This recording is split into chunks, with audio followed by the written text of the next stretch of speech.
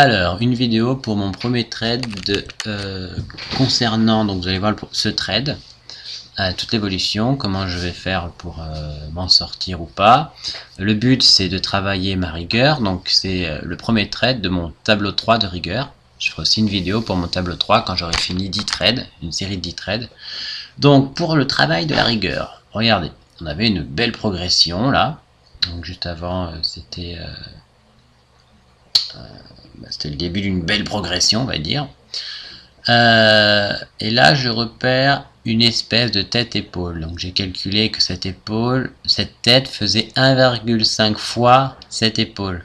Hein, donc, comme les têtes-épaules, la tête doit faire au moins 1,5 à 2 fois les épaules. Bon, voilà. Le problème, c'est que ouais, c'était pas une progression directe. Avant, il y avait une progression directe là, oui, mais avec ça. Donc, je me dis peut-être la figure n'est pas en fait finie de se construire, donc c'est peut-être pas une tête épaule qui va se construire par la suite, on verra.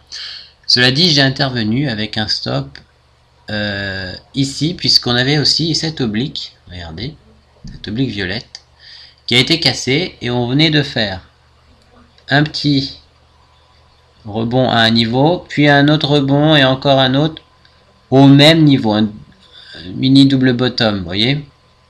Donc on a cassure du mini, dès qu'on a à peine franchi le mini bottom, j'ai agi, de toute façon il y avait déjà la cassure de cette ligne mauve, et j'ai mis mon stop sous le dernier petit arrondi qu'on voit ici, hein, puisque de toute façon on a cassé cette ligne mauve, et j'ai déterminé que du coup, comme on avait résisté sur cette ligne rose là, hein, j'ai déterminé que ça devait être la ligne de coup de cette espèce de tête-épaule, même si là je traverse un peu les bougies, puisqu'en 15 minutes on la voyait peut-être différemment. Donc je me suis dit que c'était quand même validable. Voilà, j'ai fait une parallèle pour les épaules là, qui semblait aussi correcte. Et comme en plus, juste après, bah, ça a été assez... ça a été violent. Et bon, par contre, on était assez tard, le soir, vers 18h30, tout ça, 19h, et il y a Bernard qui avait parlé avant, donc je me disais, il doit nous rester un peu de volatilité pour que ça marche, parce que c'est vrai que le soir, ça se calme. Donc j'ai agi, on voit, de façon logique, cassure super mauve, cassure ligne de coup et cassure double bottom. Donc quand même, je me disais, ça semble pas mal, j'en ai ce graphique 5 minutes, et j'ai pas de retard sur l'intervention. En plus, le ratio est de fois 4,28. Mon stop est très proche, à 10,8 pips, donc je risque 10,8 pips, de perdre 10,8 pips, et je peux gagner 46,2 pips. J'ai mis mon objectif plus bas que l'objectif théorique de la figure, parce qu'en fait l'objectif théorique de la figure nous fait arriver à peu près dans cette zone, et j'ai mis mon objectif théorique au dernier creux majeur, mais au lieu de le mettre au dernier creux majeur, je l'ai mis un peu plus haut, c'est-à-dire avec le petit sommet là, la pointe là qui est là, voilà, comme objectif. Puisque les têtes-épaules, il y a un premier objectif, c'est juste la hauteur de la tête. Et le deuxième objectif, ben, il va jusqu'au dernier creux majeur, ou jusqu'au tout en bas. Voilà, donc, ensuite, eh bien, on voit qu'on s'approche de ma ligne de coup, donc ça fait peur, mais on se dit peut-être un pullback. On s'en éloigne, on se pose plein de questions, on se rapproche, pullback ou pas. On s'en éloigne, on revient, ça stresse un peu, voilà. Ensuite, ça redescend, on se dit, bon, on va faire un pullback et paf, on va aller à l'objectif. Non, ça veut pas. Donc, je dis, je suis un peu tendu quand même, et je me dis, il faut que je tienne ma rigueur en attente d'atteindre 1,28 772 pour le break-even, c'est-à-dire je mettrai mon stop, je déplacerai mon stop sur le prix d'ouverture que quand on sera arrivé à cette ligne, les 28 772, c'est-à-dire dans mon critère de mon tableau 200 pips, 20,0 pips. Voilà, donc là attention, peur, à chaque fois on remonte, mais je dois tenir. Là on remonte, j'ai l'impression qu'on va tout traverser, Mais bon, c'est pas grave, je tiens, parce que mon but, c'est pas le côté financier, c'est la rigueur. C'est la rigueur qui est censée me faire aller plus loin. Donc je dois tenir ma rigueur. Je me dis même courage. Je marque sur l'écran. On revoit le bénéfice-risque pour me rassurer. Voilà, on remonte vers cette ligne, mais on a l'air de résister sur cette ligne. Donc je m'en fiche, je tiens mes critères, et puis c'est tout. Attention, on vient maintenant sur cette ligne encore, donc ça fait toujours peur, j'ai toujours mon stop initial là, mon objectif au même endroit. Hop, les nerfs sont tendus, mais j'ai des points de rigueur de gagner, donc je continue. Je ne craque, je ne perdrai pas de points de rigueur, donc non, je ne fermerai pas. Si je dois fermer, c'est mon stop qui fermera. Et voilà, et là j'ai fait le break-even, parce qu'on a atteint la ligne que j'ai mis en rose là. C'est-à-dire j'ai mis mon stop sur le prix d'ouverture, mais attention, on s'approche dangereusement de ce stop. Donc on va pas vite vers le bas, et il y a encore assez de finalement de volatilité malgré qu'il soit assez tard. 21h30 à peu près, 21h, 22h presque. Donc regardez, j'accumule des points. Entrée logique 1 point, pas de retard sur l'entrée 1 point. Le ratio était bon, encore 1 point. Pour l'instant 4 points parce que j'ai mis le break-even, j'ai fait mis le stop sur le prix. Donc voilà, on regarde le graphique, entrée logique sur la cassure, etc. On a vu, pas de retard. Stop, enfin je l'ai mis sur le prix, donc c'est bon, maintenant je crains plus de perdre grand chose à part le swap. Vous voyez le swap. Donc ensuite, et bien finalement on n'a pas touché mon stop, regardez. Ouh, on rose mon stop. Et si on regarde le graphique sur 15 minutes, on a toujours notre mini tête épaule jaune, mais je me dis peut-être on est en train de former une plus grosse figure, parce qu'on s'est quand même arrêté au même niveau, donc possibilité de fermer en se disant bah en fait on est en train de former une plus grosse figure qui va peut-être durer même longtemps, on ne sait pas, à se former. Et puis ça serait plus logique une tête épaule comme ça, une tête et une épaule par exemple dans mon imaginaire. Parce que du coup, on aurait vraiment une progression toute droite avant, alors que ma petite tête épaule avant, il y avait eu hop et cet artefact là. C'est pas, c'est beau, les têtes épaules qui ont marché jusqu'à présent. Avant, c'était vraiment tout droit, comme par exemple cette progression, tout droit. Donc, on va voir si cette tête épaule sur 15 minutes se confirme. On voit mon petit double bottom là, on voit mon break even ici, au même niveau que là. Hop, donc toujours pas toucher mon stop. J'ai déjà préparé mon point parce que je me dis que je fermerai pas par moi-même puisque je vais fermer par le stop ou par l'objectif. Cela dit, si j'avais fermé, c'était pas inintelligent parce qu'on a quand même fait un double, on n'a pas traversé ce niveau là, voyez.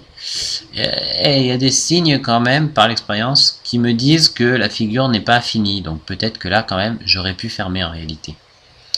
Mais c'est pas grave, on va attendre. Hop.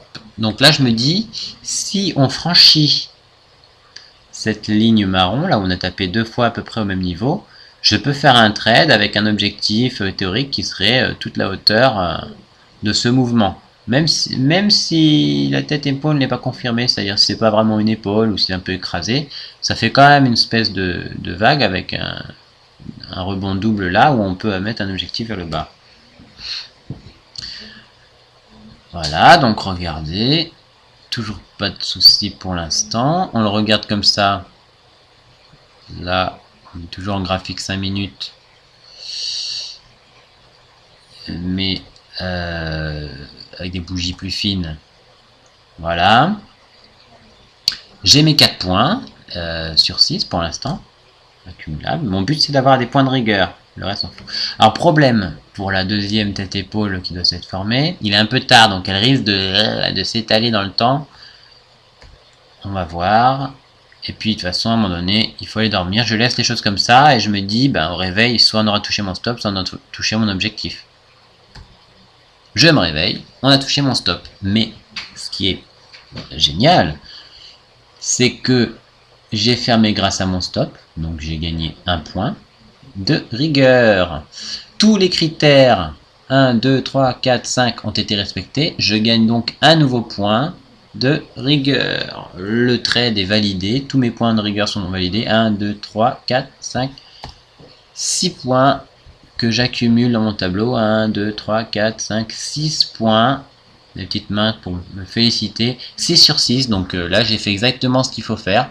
Si le trade avait poursuivi vers le bas, qu'est-ce qui se serait passé? Et que mon objectif a été atteint, de la même façon, j'aurais eu 6 points. Et ça aurait été parfait.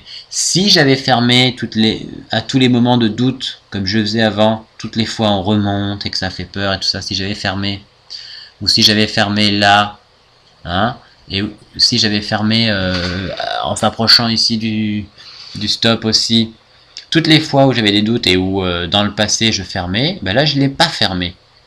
Vous voyez? Effectivement, je suis arrivé à 0. Mais la fois où ça ira jusqu'à mon objectif, je gagnerai mon ratio de 4,28, c'est-à-dire je ferai un beau gain par rapport au risque et bénéfice. Et je ne ferai pas un petit gain, parce que si j'ai fermé là, j'aurais fait un petit gain, là, j'aurais fait un petit gain, un petit gain, un petit gain.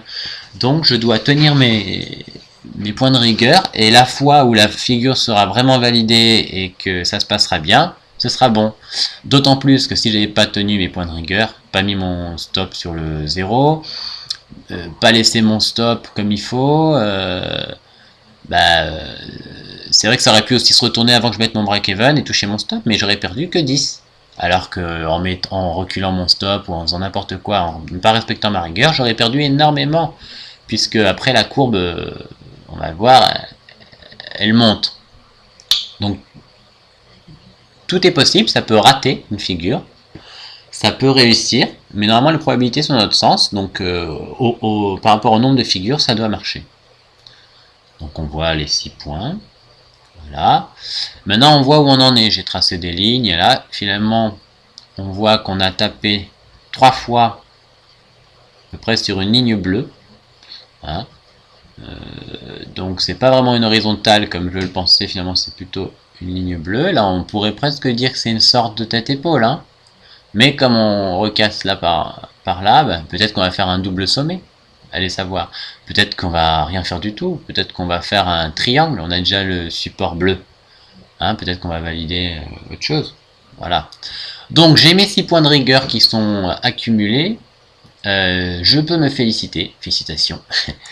Trade 1 terminé. Avec tous mes points de rigueur. Donc pour l'instant, j'ai respecté mes critères de rigueur. Voilà. On en revient au début. Et si je quitte ça, voici où se trouve en temps réel maintenant la courbe. Donc on avait notre sorte de tête-épaule. La grande tête-épaule finalement, je pense pas qu'elle soit validée. On en est là pour l'instant. Donc on va voir ensuite ce qui se passe. Donc peut-être qu'on va former une plus grande figure. Regardez, j'ai même un peu...